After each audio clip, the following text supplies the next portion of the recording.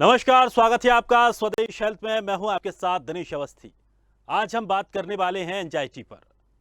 America के एक research centre for disease control and prevention की 2021 में प्रकाशित एक रिपोर्ट के अनुसार दुनिया भर में हर 5वें बच्चे में एंजाइटी के लक्षण मिल रहे हैं। लेकिन चिंता की बात यह है कि परिजन इसे सामान्य मानते हैं, जो कि नुकसानदायक है। इसे भविष्य में बच्चों को मानसिक समस्या से जूझना पड़ सकता है। पीड़ित बच्चे लोगों से मिलने, दोस्तों के साथ घुलने मिलने से बचने लगते हैं। कई बच्चों में भीड़ भाड़ में जाने के नाम पर पेट दर्द, बार बार पेशाब आना, सिर दर्द जैसी शिकायतें भी मिलती हैं। इसके लक्षणों को जितनी जल्दी पहचान लिया जाए, बच्चों को इस समस्या से बचाना उतना ही आसान हो जाता है। इस स्थिति में व्यक्ति को हर वक्त इस बात का डर लगा रहता है कि कुछ गलत होने वाला है। ये घबराहट के दौरे होते हैं। एंजाइटी के दौरे में व्यक्ति को हर समय चिंता, डर, घबराहट महसूस होती है। इसके अलावा उल्टी होना, जी मिचलाने की समस्याएं भी महसूस होती हैं। दिल की धड़कनें तेज होने लगती हैं, सांस फूलने लगती है। तो अगर ऐसा बार बार होता है तो चिकित्सक को जरूर दिखाया जाना जरूरी है, नहीं तो ये जानलेवा हो सकता है। तो आज इस कार्यक्रम में हम इसी विषय पर चर्चा करेंगे और जानेंगे इसके लक्षण, समाधान के बारे में। और बहुत सारी चीज़ें हैं जो इसमें लेकर कई लोगों को और भी शिकायतें रहती हैं कि आखिर इस तरह की जो बीमारियां हैं उनको पकड़ा कैसे जा सके। तो उन सभी विषयों पर आज हम चर्चा करेंगे। मेहमानों से आपका परिचय कराते हैं। हमारे साथ रश्मि वर्मा हैं, general physician, doctor RN. Tandon, पूर्व जनरल सेक्रेटरी आईएमए। दोनों मेहमानों का बहुत बहुत स्वागत है। सबसे पहले टंडन सर, आपसे जानना चाहेंगे क्या है ये एंजाइटी? बेसिकली हम जब बात करते हैं एंजाइटी और डिप्रेशन, ये तो ऐसे वर्ड्स हैं कि बहुत ही कॉमनली यूज किए जाते हैं हर एक सिचुएशन में, चाहे वो एडल्ट्स के साथ में हो या टीनेज के साथ में हो या इवन एल्डरली के साथ में हो। और ये एंजाइटी डिप्रेशन आज के समय में जिस तरीके का हमारा एटमॉस्फेयर, भाग दौड़ की जिंदगी, कट थ्रोट कंपटीशन, हर आदमी एक ऊंचाई तक पहुंचने की कोशिश में लगा रहता है। इसी भाग दौड़ में हर एक इंसान जो है अपने आप से जूझ रहा है, अपने सर्कमस्टांसेस से जूझ रहा है और अपने चारों तरफ के एटमॉस्फेयर से जूझ रहा है। तो इन्हीं सब चीजों को देखते हुए एंजाइटी और डिप्रेशन के सिम्टम्स को जो है पहचानना और समझना थोड़ा सा मुश्किल और थोड़ा सा जरूरी ये भी हो जाता है कि लोग इन सिम्टम्स को बहुत ज्यादा नहीं देते, उस पर कोई खास ध्यान नहीं देते और उसको ये मान लेते हैं कि ये आम चीज है, सबको हो जाती है।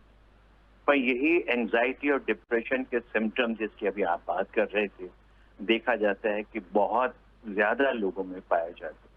पर हमें एंजाइटी और डिप्रेशन के एपिसोडिक इवेंट्स हो सकते हैं कि आज हम किसी वजह से परेशान हैं, कोई एक बहुत बड़ा हमारा एम था जो आज पूरा हमें करना है, तो उसका हमारा किसी भी तरह से इंटरव्यू होना है, एग्जाम होना है, तो हम स्ट्रेस पे आ जाते हैं, एंजाइटी में आ जाते हैं, एंग्जाइश होते हैं, तो हमारा बिहेवियर थोड़ा सा चेंज हो जाता है। मैं ये चाहता हूँ कि हमसे कोई बात नहीं करे, अगर बात करता है तो इरिटेशन होने लगता है, हमारी पल्स बढ़ी हुई होती है, हमारे चेहरे के ऊपर थोड़ी सी लाली आ जाएगी जिसे हम फ्लशिंग कहते हैं।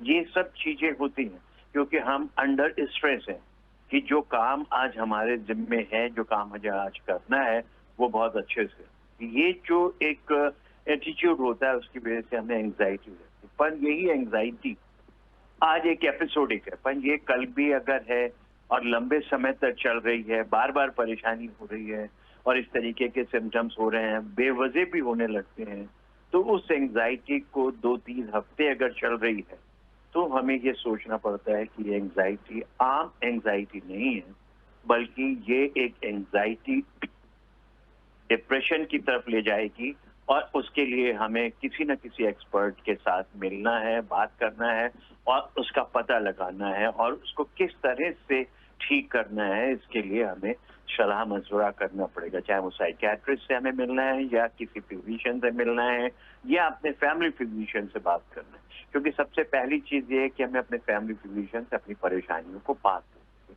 परंतु इसको पहचानेगा कौन? सबसे पहली परेशानी ये है कि आज की हमें एपिसोड पता है, पर अगर यही चीजें हमें हर समय हम हर समय एंग्शियस हैं, हमें हर समय परेशानी हो रही है, तो हमारे घर वालों को, हमारे रिश्तेदारों को, हमारे फ्रेंड सर्किल को इस चीज को समझना है कि क्या हो गया है इसको, कि आज तक ये अच्छे से चल रहा था, अब आने वाले हफ्ते 10 दिन में ये जो है लोगों से मिल नहीं रहा है, किसी के पास जाता नहीं है, बात नहीं करता है, और जब भी मिलेगा तो इरिटेट हो जाता है। तो एंग्जाइटी से बहुत सारी परेशानियां आने लगती हैं। सबसे पहली चीज तो एंग्जाइटी से जो आती है वो लैक ऑफ स्लीप।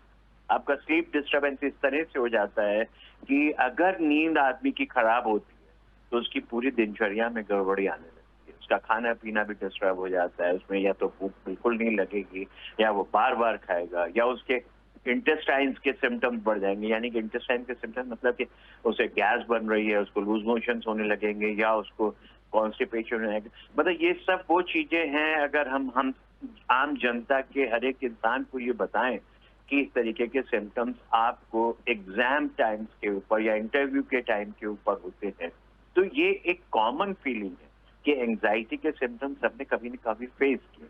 पर यही सिम्टम्स, जैसे मैंने अभी भी कहा, कि ये लगातार चल रहे हैं, खत्म ही नहीं हो रहे हैं, 2 हफ्ते 3 हफ्ते महीनों, तो आपको इसका इलाज कराना। बिल्कुल। और और आमतौर पे जहाँ तक इसको इसके देख इलाज करके यहाँ तक इसके इलाज की बात है, तो अभी तक जो समझ में आया कि काउंसलिंग इसमें बहुत ज़्यादा महत्वपूर्ण है। हाँ आप जी, आप वो काउंसलिंग डॉक्टर से भी कर सकते हैं, अपने दोस्तों से भी कर सकते हैं। क्या ऐसा भी सब संभव हो सकता है कि आपस में बैठ के भी उस चीज़ को समझा जाए कि आखिर इसको परेशानी क्या है? तो शायद वहाँ पे भी बिल, उसका एक बहुत हद तक समाधान किया बिल, जा सकता है। बिल्कुल सबसे जरूरी चीज होती है जब भी किसी को एंजाइटी या डिप्रेशन, फॉर दैट मैटर किसी भी तरीके की अगर मेंटल प्रॉब्लम हो रही है, तो सबसे जरूरी है कि उस इंसान को जिसे प्रॉब्लम हो रही है बातचीत करी जाए, उसकी बातों को सुना जाए, उसको इन्वॉल्व करें आप अपने डिस्कशन में, क्योंकि डिस्कशन से एक तो उसकी परेशानी आएगी।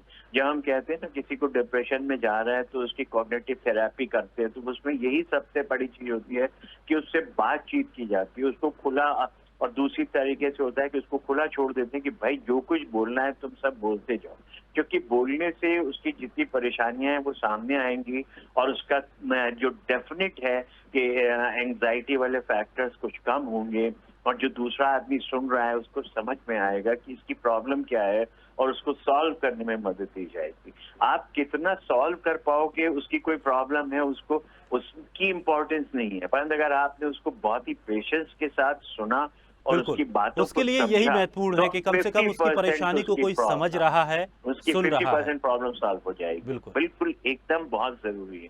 और उसके बाद आपको ये निष्कर्ष निकालना है कि क्या ये हमारे घर की बातों से इसको फर्क पड़ रहा है या नहीं पड़ रहा है। अगर लगता है कि नहीं पड़ रहा है, बार बार उसको इस तरीके के अटैक्स होते हैं, तो बेहतर यही रहेगा कि एक साइकियाट्रिस्ट से मिलके उसका इलाज किया जाए, क्योंकि जो ब्रेन्स के अंदर के हमारे केमिकल्स हैं, जिन्हें हम सेरोटोनिन, एपिनेफ्रिन, एड्रेनलिन की बात करते हैं, ये सब ऐसे सब्सटेंसेस हैं जिनका कम होना और ज्यादा होना आपके मेंटल स्टेटस को चेंज करता जाता है। तो हमारे पास दवाइयां हैं जिन पे हम इनके लेवल्स को बढ़ा सकते हैं, कम कर सकते हैं, और आपके मेंटल स्टेट को नॉर्मल लेवल पे ला सकते हैं।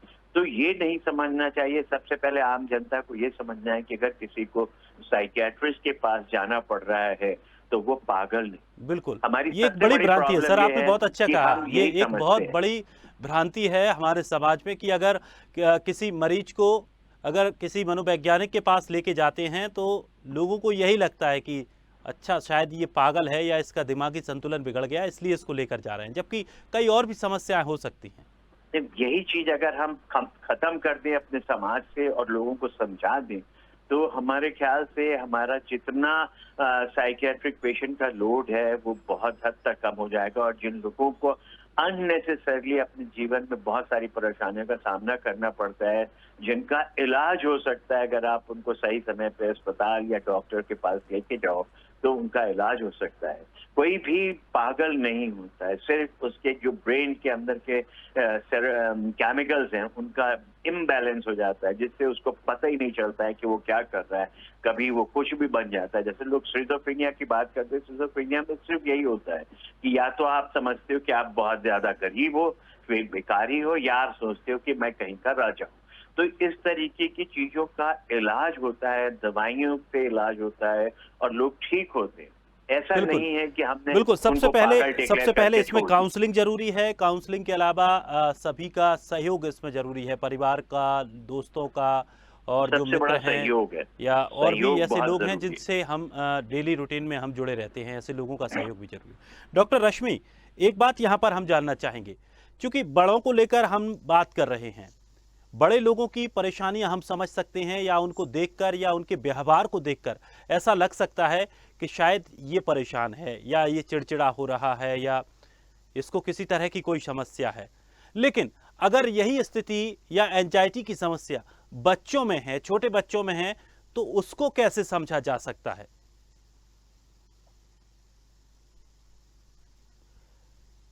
लगता है डॉक्टर अश्विनी वर्मा जुड़ नहीं पाई, हम जुड़ने की कोशिश करेंगे। टंडन सर, यही सवाल आपसे है कि चलिए बड़ों की हमने कोशिश की कि समझ सकते हैं उनको, उनके व्यवहार से हमें पता चल जाएगा। बच्चों को किस तरह से समझ सकते हैं? क्योंकि सर यहाँ पर और एक स्थिति ये बनती है कि अगर इस तरह की हरकत बच्चे करते हैं तो उनको डांटा जाता है कि आप लेजी हो रहे हो या आप अपने मन की कर रहे हो, हमारी बात नहीं सुनते हो। तो इस तरह की चीजें उनसे कही जाती हैं, जबकि उनको समस्या दूसरी है।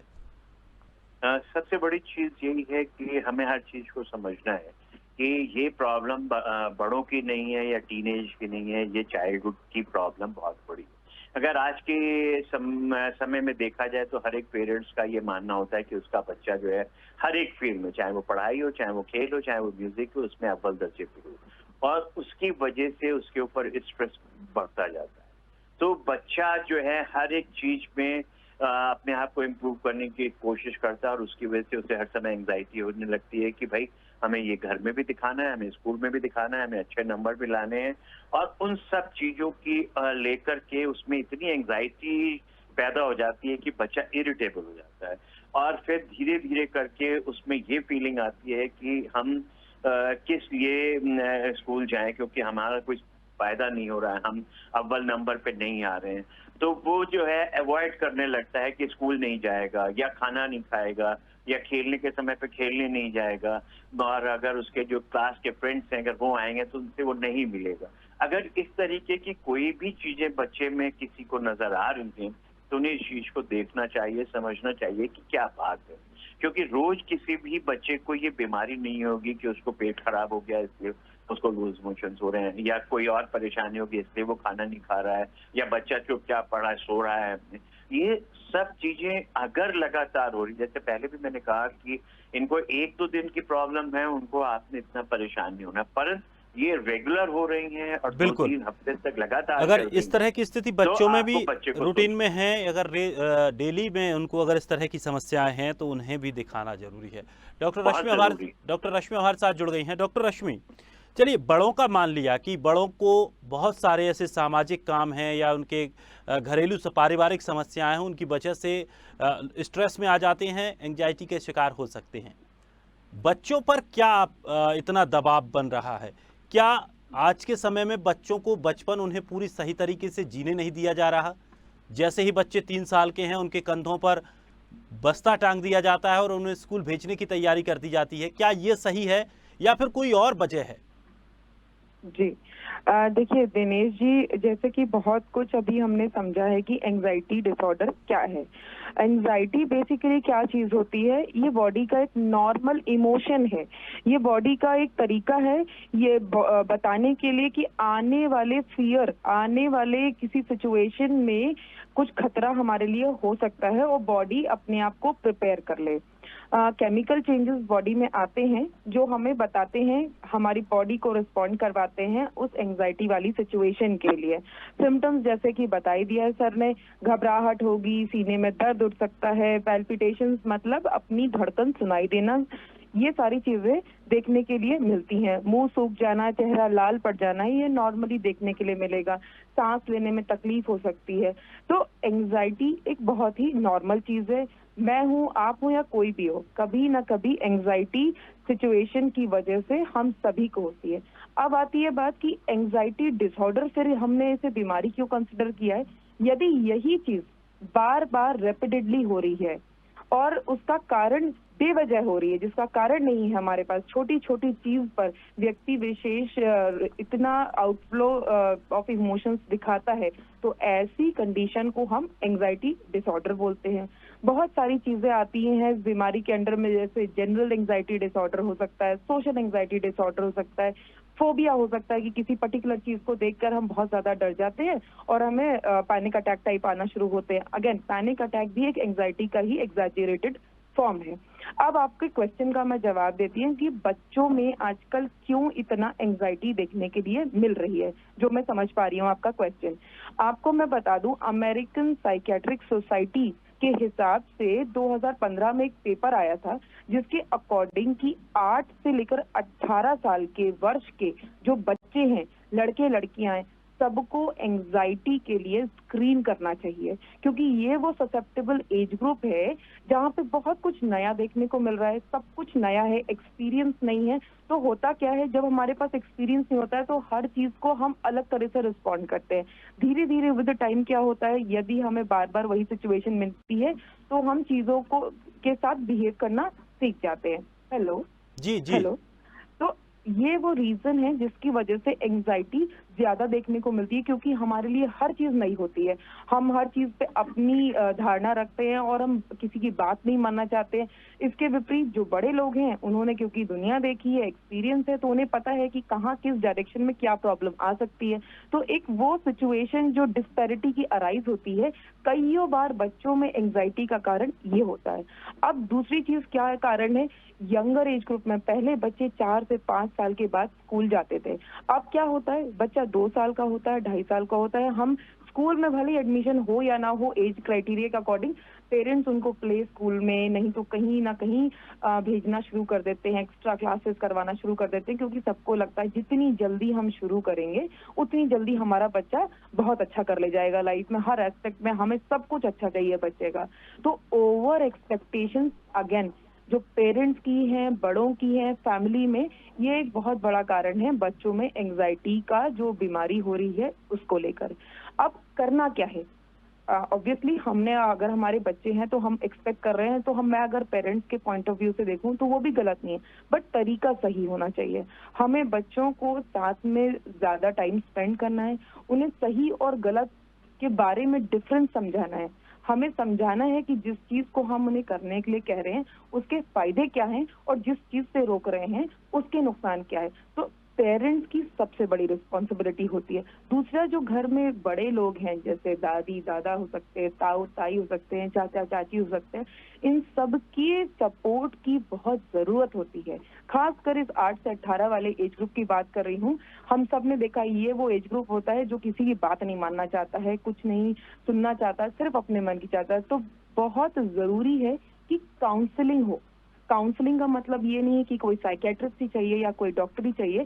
हम एज पेरेंट्स, हम एज घर में जो बड़े फैमिली मेंबर्स हैं, एक काउंसलर हो सकते हैं। तो धीरे धीरे यदि हम देख रहे हैं कि हमारे बच्चों में कोई चेंज आ भी रहा है, तो सही समय पकड़ना और बच्चे को सही तरीके से काउंसिल करना, एडिक्वेट टाइम देना, बच्चे को प्रेम स्नेह देना, उसके साथ टाइम स्पेंड करना, मुझे लगता है कईयों लोगों में इस बीमारी से अपने आप को बचाया जा सकता है। डॉक्टर राखी, माफी चाहूंगा मैं आपको बीच में रोकने के लिए।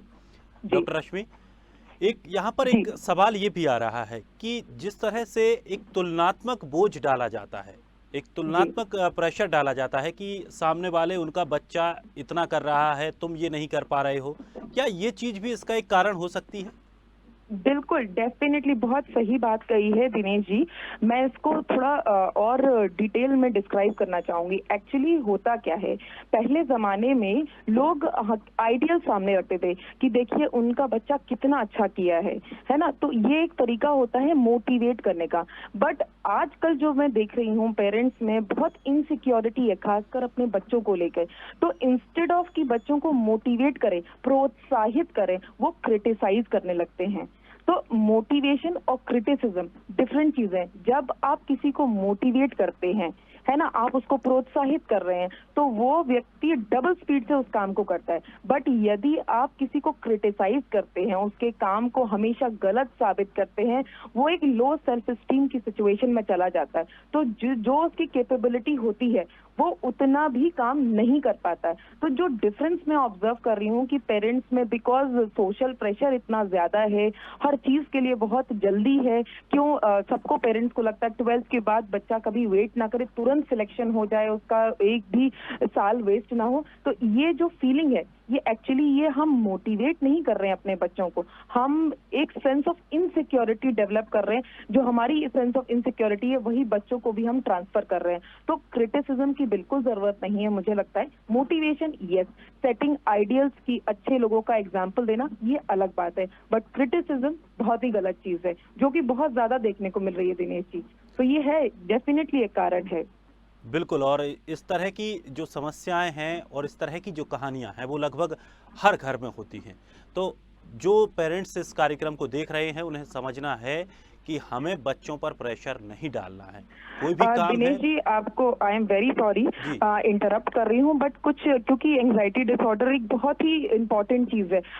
अभी मैं पढ़ रही थी इसके बारे में, तो करीबन 1/3 पॉपुलेशन जो होती है किसी भी जगह पे, वो एंजाइटी डिसऑर्डर का शिकार होते हैं। लोग एक्सेप्ट नहीं कर पाते हैं, लोग बता नहीं पाते हैं because of the social stigma. लोगों को लगता है यदि मुझे कोई ऐसी परेशानी है तो लोग कहेंगे ये पागल है, या कोई साइकेट्रिस्ट के पास अगर जाएगा, काउंसलर के पास जाएगा तो कहेंगे पागलों के डॉक्टर के पास जा रहे हैं।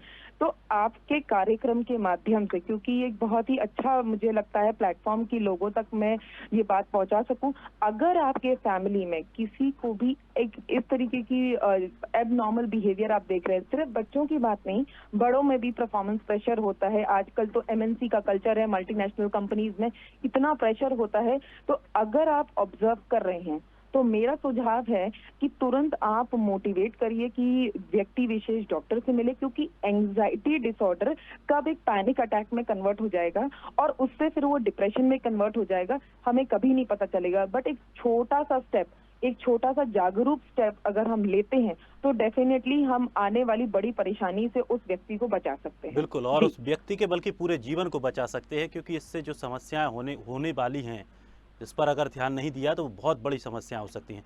टंडन सर, वक्त कम है, संक्षेप में आपसे जानना चाहूँगा कि अगर गोली दवाई ही इसका इलाज है या फिर कोई थेरेपी, या जिस तरह से हमने कहा कि काउंसलिंग, क्या इसमें बेस्ट ऑप्शन है? और अगर ये स्थिति ज़्यादा बढ़ जाती है तो कहाँ तक पहुँच सकती है स्थिति मरीज की? देखिए, सबसे पहली चीज जैसे हमने समझाई कि इसको अगर हम अगली स्टेज पे डिटेक्ट कर लेते हैं और मरीज की बात करते हैं, उससे बातें करते हैं, उसको बोलने की इजाजत देते हैं और ध्यान से सुनते हैं, तो घर में आप आराम से समझा सकते हैं, काउंसलिंग कर सकते हैं।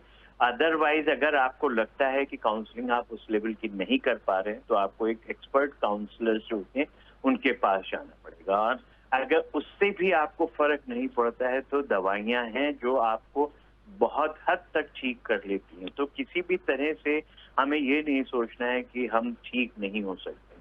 सिर्फ चीज ये है कि हमें इसको पहचानना है और एक सही जगह पे ले जाकर के उसको इलाज कराना है।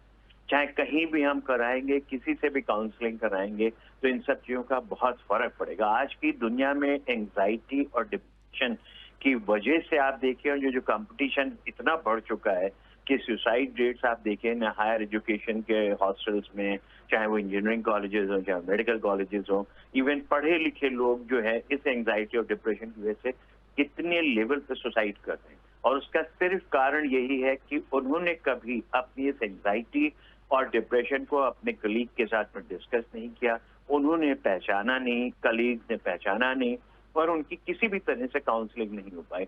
अगर ये सही समय पे काउंसलिंग हो और सही समय पे आप आइडेंटिफाई करो तो एक जो हमारा ग्रोइंग कहना चाहिए इंसान था, उसको हम जिंदगी बचा सकते हैं। क्योंकि ये जो होता है सुसाइड, वो सबसे खराब लगता है और खास करके वजह उसके सिर्फ यही है एंजाइटी। बिल्कुल, और छोटी मोटी बातें रहती हैं जिनको वो शेयर नहीं कर पाते, अपने अंदर सबसे से बड़ी बाहर चीज। नहीं ला पाते, और 4 लोग अगर उन बातों को सुने और उनका समाधान करने की कोशिश करें तो काफ़ी हद तक व्यक्तियों को बचाया जा सकता है। बहुत बहुत शुक्रिया आप दोनों मेहमानों का, इतना महत्वपूर्ण आपने जानकारियां हमें इस कार्यक्रम के माध्यम से दी। तो दर्शकों, एंजाइटी एक बड़ी समस्या है, लेकिन शुरुआती दौर पर अगर इसे परखा जाए, पकड़ लिया जाए, डॉक्टरों के पास जाकर इसको बताया जाए, समझाया जाए और परिवार का सहयोग अगर इसमें मिलता है तो आराम से इससे बचा जा सकता है, नहीं तो इसके परिणाम गंभीर भी हो सकते हैं। फिलहाल आज इस खास कार्यक्रम में इतना ही। ताजा तरीन खबरों के लिए आप बने रहिए स्वदेश के साथ। सबसे पहले देश।